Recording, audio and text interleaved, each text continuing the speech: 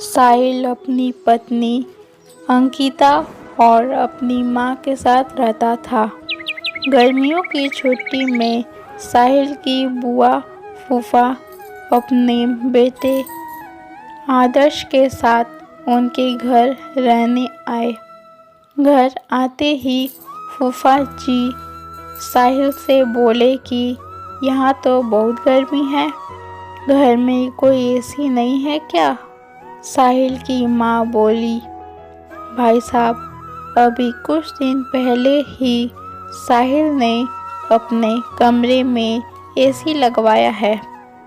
यह सुनते ही फूफा जी अपने बेटे से बोले कि सारा सामान साहिल के कमरे में ले जाए।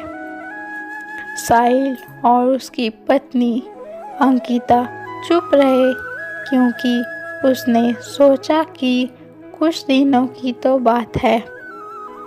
इस तरह बुआ फूफा जी को साहिल के घर रहते 1 महीना हो गया। साहिल ने अपनी माँ से पूछा कि बुआ जी कब जाने वाली है? हम कब तक ऐसे ही हॉल में सोकर अपना गुजारा करेंगे? साहिल की माँ बोली, बेटा, रिश्तेदारी का मामला है, हम कुछ कह भी तो नहीं सकते। साहिल की पत्नी अंकिता बोली, वह सब तो ठीक है, लेकिन उनका छोटा बेटा आदर्श सारा दिन घर में शोर करता रहता है। कल तो उसने हमारा नया सोफा बुरी तरह फाड़ डाला। साहिल इस बात पर बहुत गुस्सा हुआ कि नया सोफा फाड़ दिया। वह अपनी पत्नी से बोला, तुम आदर्श को ऐसा करने से रोकती क्यों नहीं?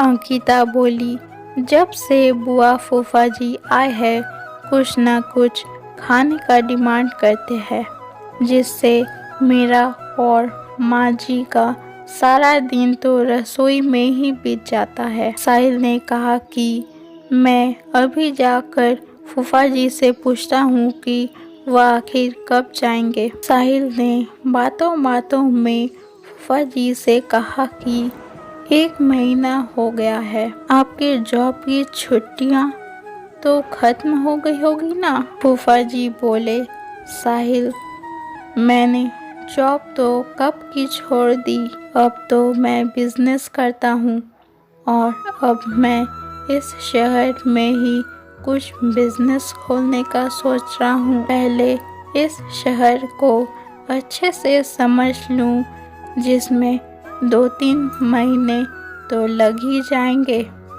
यह सुनकर साहिल समझ गया कि फूफा जी अभी जाने वाले नहीं हैं। उसने यह बात अपनी पत्नी और माँ को बताई। अंकिता बोली, जब घी सीधी उंगली से नहीं निकलता तो उंगली टेढ़ी करनी पड़ती है।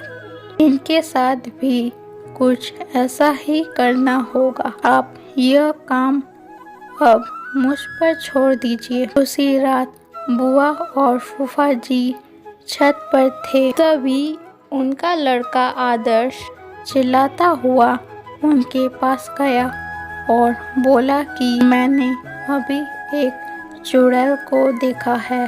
तभी एक चुड़ैल वहां आ गई और बुआ फूफा जी को बोली कि तुम में से कौन पहले मेरा भोजन बनना चाहेगा? चुड़ैल को देखकर वह बहुत डर गए और उस घर से भाग गए।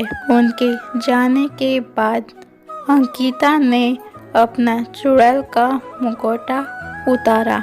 बुआ के परिवार के जाने के बाद सबने चैन की सांस ली।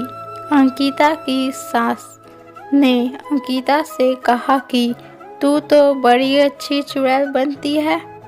यह कहकर सब हंसने लगे। इस कहानी से हमें यह सीख मिलती है कि हमें किसी भी रिश्ते का गलत फायदा नहीं उठाना चाहिए।